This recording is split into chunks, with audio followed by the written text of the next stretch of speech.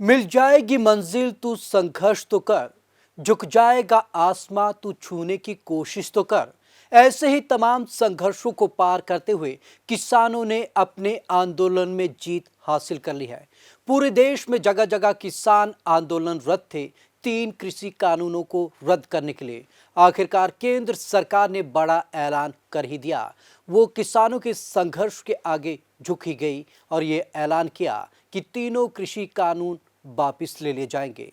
मैं आज देशवासियों से क्षमा मांगते हुए किसान भाइयों को हम समझा नहीं पाए।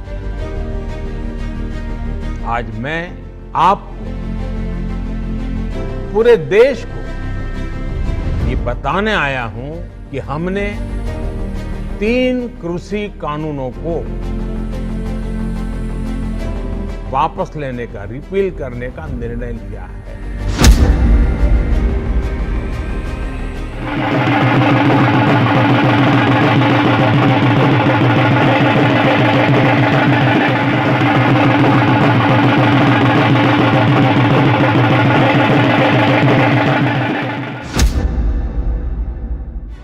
मुश्किल थी डगर मगर वो डटे रहे, राह में बिछ गई थी कीले मगर वो चलते रहे।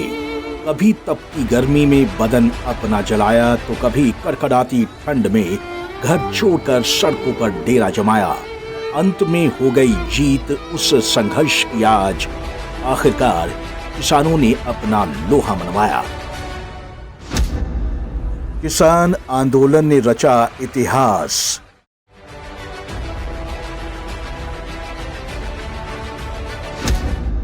हक की जंग में जीत गया किसान।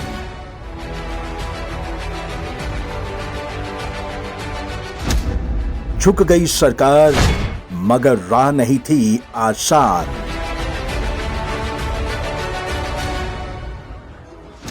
किसान आंदोलन को लगभग 1 साल हो गया है। इस 1 साल में किसानों ने कई तरह के दुख झेले। कभी तपती गर्मी में बदन जलाया तो कभी कड़कड़ाती ठंड का सामना किया। हालात हर महीने बदले, परिस्थितियां हर पल बदल रही थी और चुनौतियां बढ़ रही थी। लेकिन इन सब के बीच कुछ नहीं बदला तो वो था किसानों का इरादा। कुछ नहीं बदला तो वो था किसानों का संघर्ष।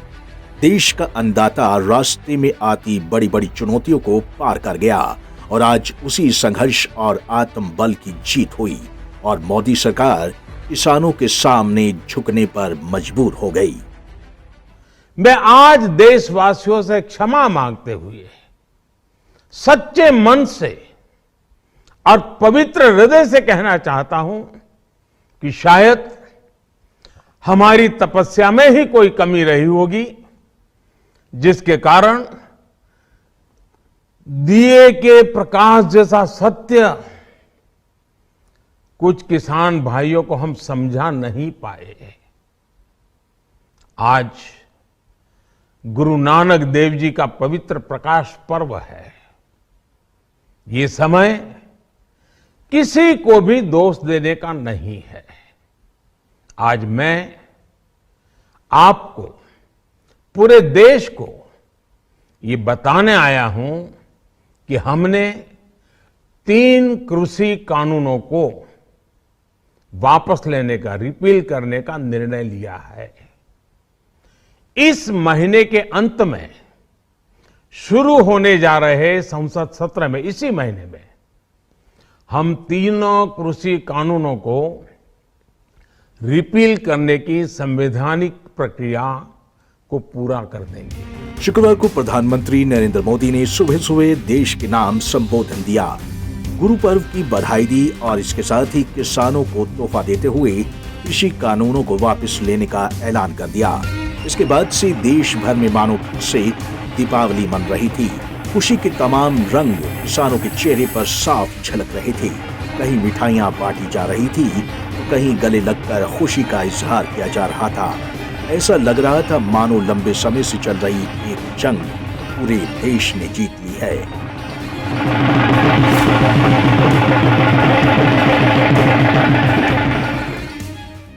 Farmers have shown today that they cannot be consigned to the dustbin of history.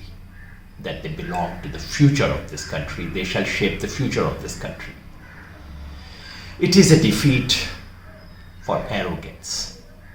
It's a defeat for those lies, the web of lies, deceits, and the entire empire of untruth for that troll army which has been created over the last 1 year. किसी एक नेता और मोर्चे से ज़्यादा उन लाखों करोड़ों किसानों की जीत है जिन्होंने पिछले 1 साल में अपने दुख सुख गर्मी सर्दी बरसात की परवाह किए बिना मोर्चों पर डट के पहरेदारी की।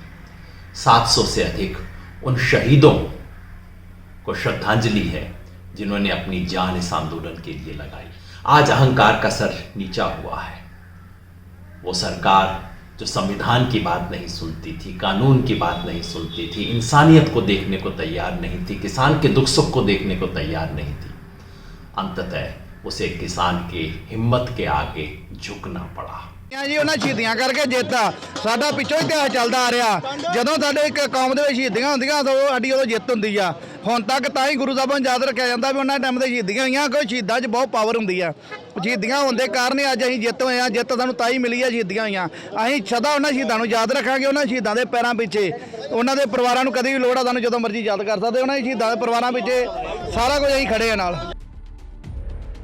ये खुशी जो आप इन किसानों के चेहरे पर देख रहे हैं वो ऐसे ही नहीं मिली। इसके लिए किसानों को 1 साल का लंबा संघर्ष करना पड़ा। कई किसानों को दिल्ली के बॉर्डर पर जान गंवानी पड़ी।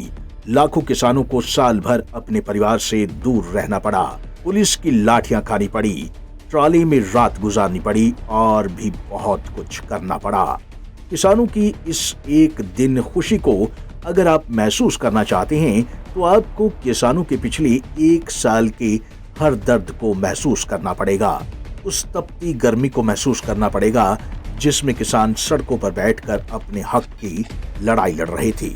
उस कड़ाके की ठंड को महसूस करना पड़ेगा जिसके वार से बचने के लिए किसानों के पास कोई हथियार नहीं थे। लेकिन उसके बाद भी किसान दिल्ली बॉर्डर पर डटे रहे। Special desk Pankaj Pandey, Punjab Kesari TV.